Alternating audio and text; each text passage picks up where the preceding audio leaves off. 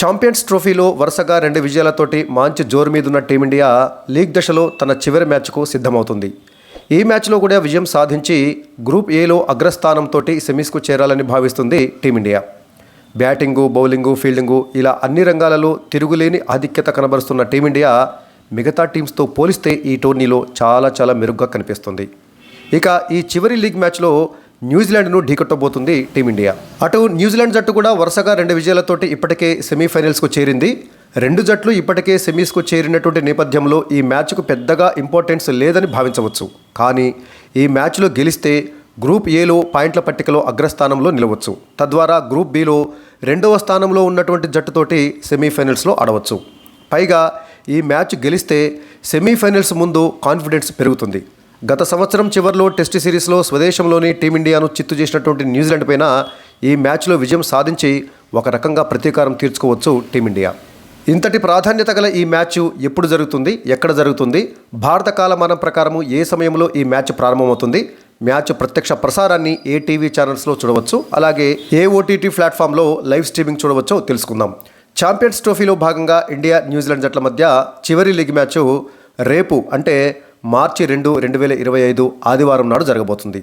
Champions ట్రోఫీలో league దశలో ఇదే చివరి మ్యాచ్. ఈ మ్యాచ్ యూఏఈ అంటే యునైటెడ్ అరబిక్ ఎమిరేట్స్లో ఉన్నటువంటి దుబాయ్లో ఉన్న ఇంటర్నేషనల్ స్టేడియంలో జరగబోతుంది. సో ఛాంపియన్స్ ట్రోఫీలో ఇండియా ఆడే మ్యాచ్లు అన్నీ కూడా దుబాయ్ వేదికగా ఆడుతున్న విషయం మనకు తెలిసిందే. కాబట్టి ఈ మ్యాచ్ కూడా దుబాయ్లోని దుబాయ్ ఇంటర్నేషనల్ క్రికెట్ స్టేడియంలో జరుగుతుంది. ఇక ఈ మ్యాచ్ భారత కాలమానం ప్రకారము రేపు అంటే ఆదివారము మధ్యాహ్నము 2:30 ప్రారంభమవుతుంది. అంతకంటే ముందు ఒక అరగంట ముందు అంటే మధ్యాహ్నం 2 గంటలకు టాస్ వేస్తారు. 2:30కు మ్యాచ్ ప్రారంభమవుతుంది. అక్కడ అంటే యూఏఈలోని దుబాయ్లో లోకల్ టైం ప్రకారంగా 1 గంటకు మ్యాచ్ ప్రారంభమవుతుంది. అయితే దుబాయ్లోని యూఏఈ స్టాండర్డ్ టైంతో పోలిస్తే ఇండియన్ స్టాండర్డ్ టైము 1 గంటన్నర ముందుంది. కాబట్టి అక్కడ మధ్యాహ్నము 1 గంటకు మ్యాచ్ ప్రారంభమైతే మనకు అప్పటికి మధ్యాహ్నం 2:30 అవుతుంది అనమాట. సో ఈ మ్యాచ్ యొక్క ప్రత్యక్ష ప్రసారాన్ని టీవీ ఛానల్స్లో అయితే స్టార్ స్పోర్ట్స్ నెట్వర్క్లో అంటే star sports 1, star sports 2, star sports HD ఈ స్టార్ స్పోర్ట్స్ నెట్వర్క్లో ఇంగ్లీషు, హిందీతో పాటుగా తెలుగు, తమిళం, మలయాళం లాంటి రీజనల్ లాంగ్వేజెస్లో కూడా మ్యాచ్ను చూస్తూ కామెంటరీ వినవచ్చు. అదేవిధంగా స్పోర్ట్స్ 18 రిలయన్స్ సంస్థకు చెందినటువంటి స్పోర్ట్స్ 18 ఛానల్లో కూడా ఈ మ్యాచ్ ప్రత్యక్ష ప్రసారం చూడవచ్చు. ఇక లైవ్ స్ట్రీమింగ్ అయితే జియో హాట్స్టార్, సో జియో మరియు డిస్నీ ప్లస్ హాట్స్టార్ ఈ 2 కొలాబరేట్ అయిపోయి మెర్జ్ అయిపోయినాయి. కాబట్టి జియో హాట్స్టార్ ఓటీటీ ప్లాట్ఫామ్లో మన మొబైల్స్లో కానీ టీవీ ఛానల్స్లో కానీ ఈ మ్యాచ్ యొక్క లైవ్ స్ట్రీమింగ్ను చూడవచ్చు. ఇక ఈ 2 జట్ల మధ్య అంటే ఇండియా, న్యూజిలాండ్ జట్ల మధ్య గతంలో ఛాంపియన్స్ ట్రోఫీలో ఈ 2 జట్ల మధ్య జరిగిన మ్యాచ్ల యొక్క ఫలితాలు ఎలా ఉందో తెలుసుకుందాము.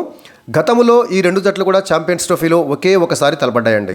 ఛాంపియన్స్ ట్రోఫీలో 2వ ఎడిషన్ 2000 సంవత్సరంలో జరిగినటువంటి 2వ ఎడిషన్లో భాగంగా ఫైనల్స్లో ఈ 2 జట్లు తలపడ్డాయి. ఇప్పటివరకు ఆ ఒక్క మ్యాచ్లోనే ఛాంపియన్స్ ట్రోఫీలో ఇండియా, న్యూజిలాండ్ తలపడ్డాయి.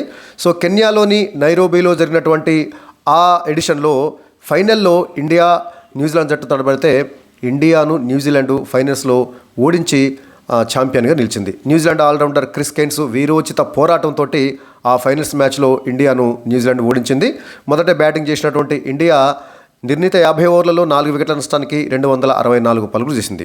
అప్పట్లో ఇండియా కెప్టెన్ సౌరవ్ గంగూలీ 117 పరుగులతోటి సెంచరీ చేసి రాణిస్తే సచిన్ టెండూల్కర్ 69 పరుగులతోటి రాణించాడు. ఇక ఆ తర్వాత 265 పరుగుల విజయ లక్ష్యంతో బ్యాటింగ్ ప్రారంభించినటువంటి న్యూజిలాండ్ జట్టు ఒక దశలో గెలవదేమో అనిపించింది. కానీ న్యూజిలాండ్ ఆల్రౌండర్ క్రిస్ కెయిన్స్ వీరోచితంగా పోరాడి చివరి ఓవర్లో అంటే 49.4 ఓవర్లలో మరి న్యూజిలాండ్ లక్ష్యాన్ని ఛేదించింది. క్రిస్ కెయిన్స్ సెంచరీతోటి అజేయంగా నిలిచాడు. సో మొత్తంగా న్యూజిలాండ్ 49.4 ఓవర్లలో 6 వికెట్ల నష్టానికి 265 పరుగులు చేసి మరి విజయం సాధించి ఆ 2వ ఎడిషన్లో ఛాంపియన్గా నిలిచింది న్యూజిలాండ్ జట్టు. క్రిస్ కెయిన్స్ 102 పరుగులతోటి నాట్అవుట్గా నిలిస్తే మరొక ఆల్రౌండర్ క్రిస్ హారిస్ 46 పరుగులు చేసి న్యూజిలాండ్ విజయంలో కీలక పాత్ర పోషించాడు. వెంకటేష్ అయ్యర్ 3 వికెట్లు, కుంబ్లే 2 వికెట్లు తీసినప్పటికీ మొత్తంగా క్రిస్ కెయిన్స్ పోరాటంతో న్యూజిలాండ్ ఛాంపియన్గా నిలిచింది 2000 సంవత్సరంలో. ఇక ఐసీసీ వన్డే వరల్డ్ కప్లో ఈ 2 జట్లు అంటే ఇండియా, న్యూజిలాండ్ జట్లు 10 సార్లు తలబడితే 5 సార్లు మనం, 5 సార్లు వాళ్ళు అంటే 5 సార్లు ఇండియా, 5 సార్లు న్యూజిలాండ్ జట్లు విజయం సాధించాయి. సో సమానంగా ఉన్నాయి, ఒక రకంగా సమ ఉజ్జీలుగా ఉన్నాయి. ఇక ఓవరాల్గా మొత్తం వన్డే ఇంటర్నేషనల్ చూసినట్లయితే ఇప్పటి వరకు ఇండియా, న్యూజిలాండ్ జట్ల మధ్య 118 వన్డే ఇంటర్నేషనల్ మ్యాచ్లు జరిగితే అందులో ఇండియా 60 మ్యాచ్లలో గెలిస్తే న్యూజిలాండ్ 50 మ్యాచ్లలో గెలిచింది. అంటే ఓవరాల్గా వన్డేలలో న్యూజిలాండ్ పైన ఇండియానే ఆధిపత్యం వహించిందని చెప్పాలి. ఒక మ్యాచ్ టై అయితే 7 మ్యాచ్లు నో రిజల్ట్ అంటే రద్దు కావడం జరిగింది. సో మొత్తంగా ఛాంపియన్స్ ట్రోఫీలో ఈ రెండు జట్లు గతంలో ఒకసారి తలపడ్డాయి. అది కూడా 2000 సంవత్సరంలో జరిగినటువంటి ఛాంపియన్స్ ట్రోఫీ ఫైనల్లో. ఆ ఫైనల్లో న్యూజిలాండ్ ఇండియాను ఓడించి విజేతగా నిలిచింది. ఆ యొక్క పరాజయానికి కూడా ప్రతీకారం తీర్చుకునేటటువంటి ఛాన్సు ఇప్పుడు టీమిండియాకు వచ్చింది. ఈ మ్యాచ్లో ఎవరు గెలిచినా ఎవరు ఓడినా పెద్దగా ఆ టోర్నమెంట్ మీద దాని ప్రభావం ఉండదు. రెండు జట్లు ఇప్పటికే సెమీఫైనల్స్కి చేరినాయి కాబట్టి. అయినప్పటికీ కూడా సెమీఫైనల్స్కు చేరే ముందు మంచి కాన్ఫిడెన్స్ తోటి సెమీస్కు చేరేందుకు ఈ మ్యాచ్ విజయం ఎంతో కీలకమని చెప్పవచ్చు.